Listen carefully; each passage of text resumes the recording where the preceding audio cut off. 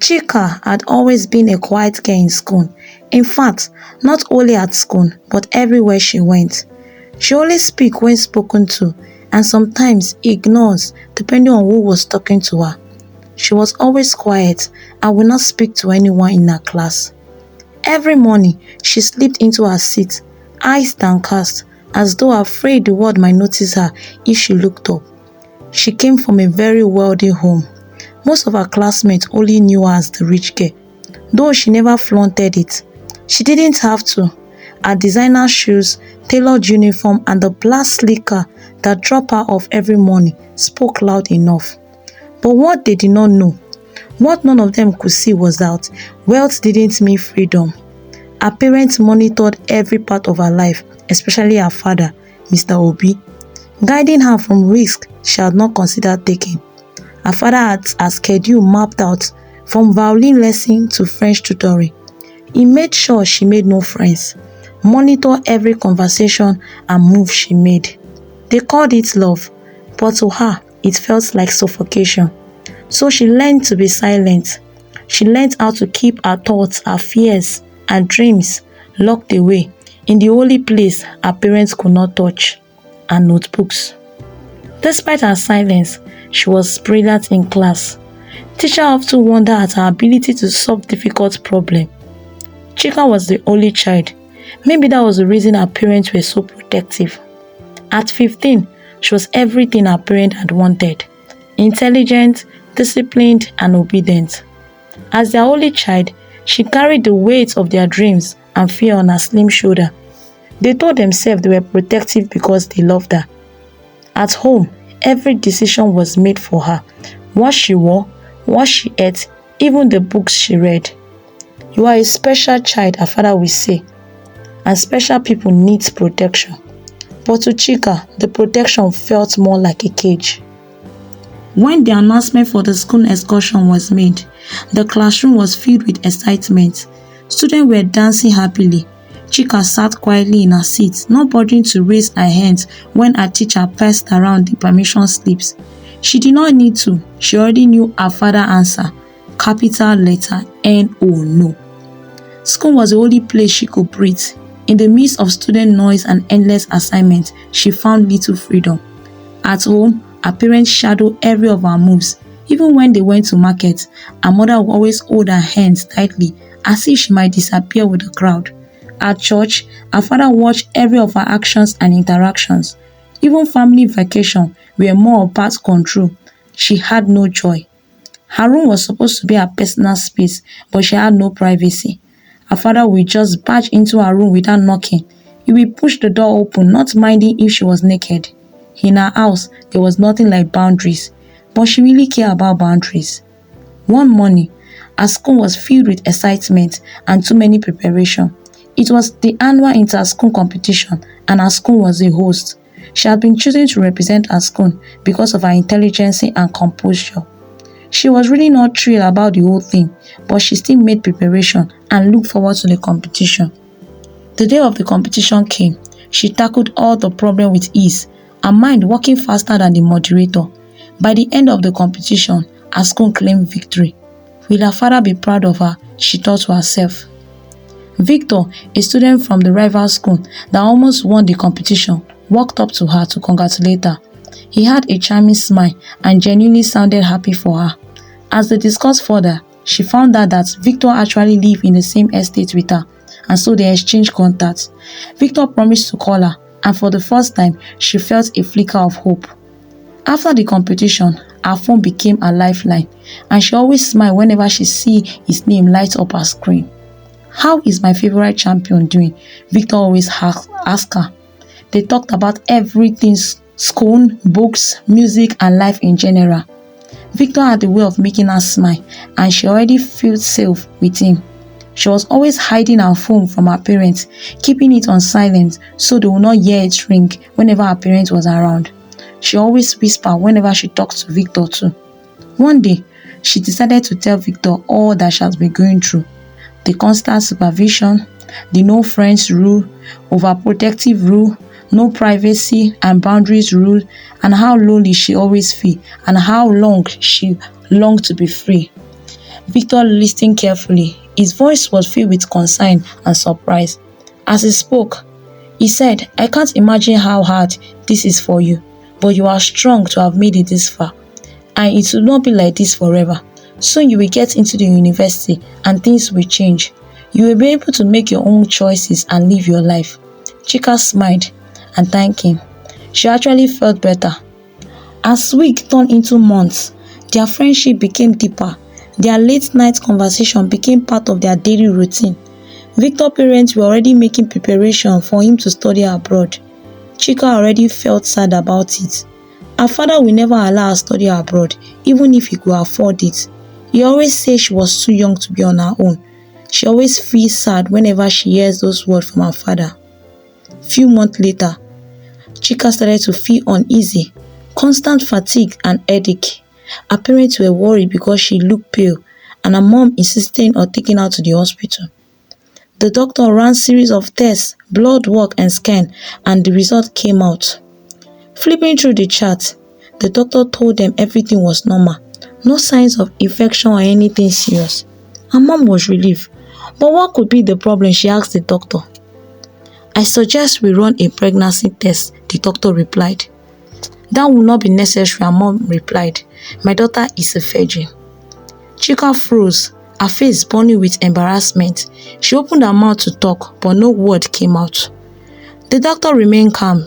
I understand, ma, but sometimes symptoms may overlap. It's standard procedure to rule everything out. Her mother reluctantly agreed. I know my daughter. You will see that this is a total waste of time. They waited in silence for the result. The doctor returned, his expression unreadable. He held a piece of paper in his hands. The doctor spoke carefully. The test came out positive. Your daughter is pregnant. Her mother's eyes widened in disbelief. Her lips moving, yet no sound came out. She collapsed on the floor. She had fainted. After they attended to her, they both went home. Her father just sat, froze, staring at his daughter. After he had heard the news, he was so angry. What am I hearing, Chika? Our daughter is pregnant, her mother screamed in pain and anger. Her father snatched the test results. Absolute nonsense. My daughter pregnant? Impossible. This result can't be right. There must be a mistake somewhere. Maybe we should do the test in another hospital, her father said, refusing to face his fear. Her mother just sat down on the couch, crying. She was very sad. After everything they've done for her, was this the way she was going to pick them back? Chika had been mute for days. She refused to say anything to them. Her father's disbelief had turned into anger.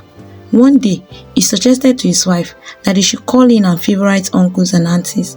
Probably she will say something to them. She nodded reluctantly. If you think it will help, then no problem.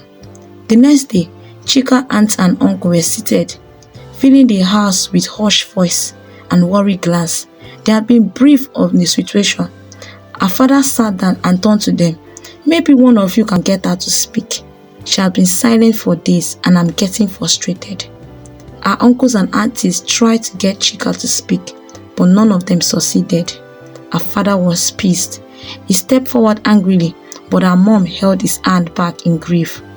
Let her speak when she's ready. Pressurizing her won't help us. Suddenly, Chika started talking. You all want to know who is responsible for this? It is him. She spat directly at her father. He is the one responsible for this. For a heartbeat, the word seems to stop. Her father's expression shifted from grief to fury. Her mother staggered back as if she had been hit with something heavy, almost falling down on the floor. What do you say? She whispered, her voice cracking. This is your father you are talking about. Disbelief all over her face. But Chika stood her ground, her voice stronger than ever. Father is the reason I'm pregnant. Her father shouted, looking confused. You this ungrateful liar. How dare you slander my name in front of my family? You know this is not true, you little wench. Her father roared again, trying to push past order, but her mother's scream stopped him cold. Is this true? She cried, her voice trembling. You can't believe this nonsense, her father replied, frustrated. Chika has never lied to us before. She had never told me a single lie, but you have countless times told me lies before. So tell me or give me one reason why I will not believe my daughter. How else could she have gotten pregnant then? When? How? She sank to her knees, sobbing. What have I done? I can never forgive you for doing this to our daughter. You are not worthy to be called her father anymore. Please get out from this house. I don't want to see you. What are you saying? Her father stammered in desperation. This is madness. I swear I did not do anything. He looked around and saw everyone staring at him with disgust. He had no choice than to leave. He left the house. Mr. Obi looked around the space in his second apartment. This wasn't his home. He wanted his family. He missed his family. Was he going to lose his family this way? I didn't mean for this to happen, he whispered silently. I only wanted the best for her. Whenever Chika's phone rings and Victor's name comes up, her heart always sinks. He had been trying to reach her for a while now, but she had been ignoring him. With a trembling hand, she swiped to answer. There was silence, and then she said hello. Why have you been avoiding my calls? Victor asked. Have I done anything wrong to you? With tears streaming down her eyes, Chika told Victor they can no longer be friends and he should stop calling her. What happened? Victor asked, frustrated. But Chika hung up and blocked his number. It was just a matter of time before rumors about her family may spread. She did not know what she was going to say to him when that happened. She stared at her phone, her hand trembling, her heart shattering into pieces. A week later, she heard that Victor had finally left for California. The news hit her harder than she expected, even though she knew it was coming. The divorce procedure of her parents were swift. Joint assets splitted equally. Surprisingly, her father did not argue. There was no fight left in him. He had already lost his family. Nothing else mattered to him. A man who once commanded authority was looking like a shadow of himself, depressed. Her mother sold their house at the estate and they moved into a smaller but warm house in the side of the city. It was a fresh start for the both of them. Meanwhile, her father spent his days drinking to stupor. Soon she gave birth. A new chapter of her life began. When she held her baby for the first time, she felt emotions she could not put into words. 2 years later, her mother's business was thriving. She had already managed all her assets well. She worked really hard to keep them comfortable and happy. One day, she told Chika she would like her to further her education abroad. Chika was reluctant. What about my child? I will take care of him well. Don't you trust your mother again? You have put your life on hold for too long. Please achieve those dreams of yours. Her mother immediately started the processing of securing her admission into a good university abroad. The night before her flight, she sat in her son's room, leaned over and kissed his forehead. Tears streaming down her cheek. She was going to miss her precious boy so much. Her mother hugged her tightly at the airport the next day. I am proud of you, she said. Don't worry about your child. He will be waiting for you when you come back. As the plane took off, she looked at the window, her heart heavy but hopeful. The moment her father lost his family, he lost his will to live. He sought refuge in alcohol. At first, it was an occasional drink, but soon it became a constant companion. Bottle of alcohol filled his space. His clothes wrinkled and stained. His hair unkempt. He had squandered the wealth he had once been proud of. His business venture had crumbled under his neglect. The little one he had, he spent it on alcohol. All his friends had abandoned him. His wife and daughter had disappeared from his life completely. Everything felt like a death sentence. The plane touched down with a soft jolt. For the girl, now a woman, this was more than a return. 10 years had passed since she left for her study. Though she kept contact with her son, the distance had been so hard. She had done well abroad, she had a steady job and a new circle of friends, and her life felt fulfilling in many ways. But she could not wait to be with her son and her mother. As the cab slowed down, her eyes fell on a figure standing near the side of the road. At first she did not recognize him. Then memory came crashing back. It was her father. She could barely recognize him. His clothes were torn. His face was unshaved. his hair wide and unkempt. He was barefoot, pleading with passerby for money. She stared in shock, unable to process what she was seeing.